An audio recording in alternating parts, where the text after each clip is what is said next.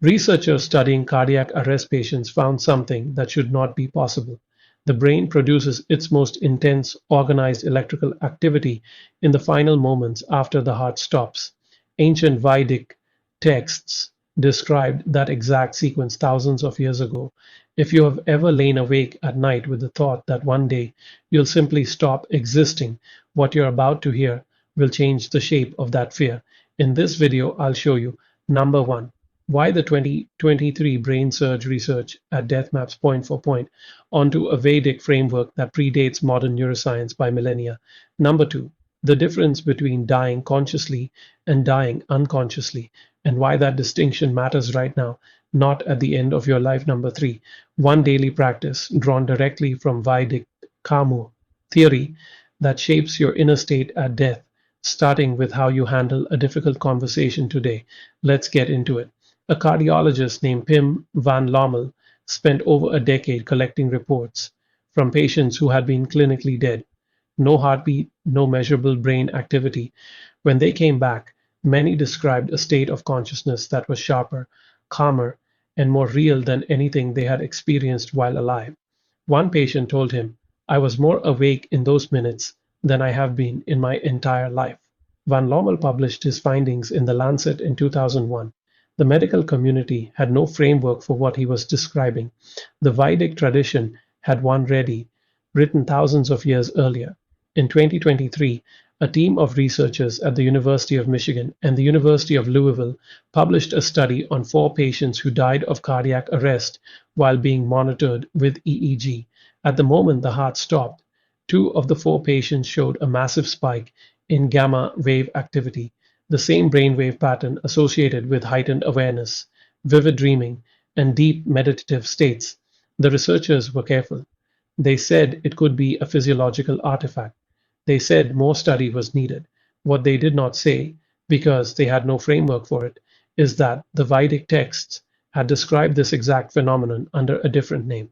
In the Upanishads and in the Bhagavad Gita, the withdrawal of consciousness from the body at death is described through the concept of prana vayu, the vital air or life force. The texts describe a specific sequence. As the body shuts down, the life force withdraws from the extremities inward, concentrating at the crown of the head before departing. The Katha Upanishad says the self does not die when the body dies. It moves. The body is described as a vehicle, a garment. The self that wore it continues. Krishna tells Arjuna in the Gita, just as a person puts on new garments, giving up old ones, the soul accepts new material bodies, giving up the old and useless ones. Now, here is the argument the Vedic tradition makes, and it is a logical one, not a faith based one. Consciousness, the texts say, cannot be produced by matter. You can combine carbon, hydrogen, oxygen, nitrogen in every possible configuration. You will get chemistry. You will not get the experience of being aware. The hard problem of consciousness, as modern philosophers call it, is the same problem the Vedic thinkers were pointing at. If matter cannot produce consciousness, then the death of matter cannot destroy consciousness. What the 2023 brain surge research shows is not that the brain is generating a final burst of activity before going dark. It shows that something is happening at the threshold of death that does not fit the standard model of consciousness as a byproduct of brain function. The brain may be more like a receiver than a generator. When the receiver breaks, the signal does not disappear. Dr. Raymond Moody, who coined the phrase near-death experience in 1975, spent decades cataloging accounts from people who had been resuscitated across cultures, across religions, across people who had no religious belief at all.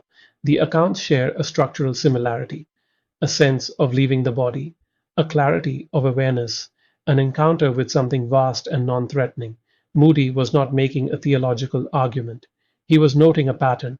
The practical takeaway from this section is not believe in the afterlife. It is this: the assumption that consciousness ends at death is not a scientific fact. It is a working hypothesis that the evidence does not fully support. You're allowed to hold that question open. There is a question that almost no one in this space is asking, and it is the most useful one. What is the difference between dying consciously and dying unconsciously? And how do you train for the first one while you are still healthy. The Vedic tradition is specific about this. The Bhagavad Gita says that whatever state of being one remembers when leaving the body, that state is what one attains. This is not a mystical claim. It is a claim about the momentum of mind. The mind at death, the texts argue, does not suddenly become something it was not during life. It arrives at death carrying the weight of every habitual thought pattern, every dominant preoccupation, every practiced state of awareness. Think about what that means practically. If your dominant mental state for the last 30 years of your life is low grade anxiety, distraction, and a chronic sense of incompleteness, that is the mind you bring to the threshold. If your dominant mental state is one of groundedness, clarity, and a practiced ability to be present, that is the mind you bring. The Tibetan Buddhist tradition, which draws heavily from the same philosophical roots as the Vedic texts, has an entire manual for this. The Bardo Thodol, what the West calls the Tibetan Book of the Dead, is essentially a training guide. It describes the states of consciousness that arise at death and gives specific instructions for how to navigate them. The underlying assumption is that you can prepare, that dying well is something you practice, not something that happens to you. Now, most people reading about what happens after death are not thinking about this angle. They want to know if there is something on the other side. The Vedic tradition says that question is less urgent than the question of who you are when you get there. Van Lommel's patients who had near death experiences reported a common aftermath. They were less afraid of death, but more than that, they became more intentional about how they lived, not in a bucket list way, in a depth of presence way. They stopped skimming the surface of their days. The comment I see most often on videos about this topic is something like, nothing like a nice existential crisis before heading to bed. That response makes sense if death is only a threat. It stops making sense when you realize that the preparation for death is identical to the practice of being fully alive. The same mental training that prepares you for a conscious death is the training that makes your current life less fragmented and more real.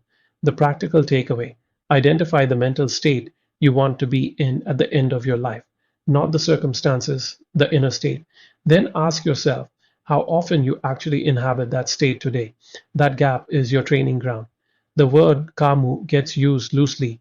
People use it to mean fate or divine justice or the universe getting even. The Vedic meaning is more precise and more useful. Kamu means action, specifically action that carries a consequence forward in time. The Gita describes karma as the mechanism by which the self builds its next conditions. Every action, every thought pattern, every habitual response lays down a groove. Those grooves accumulate, they become the shape of your mind.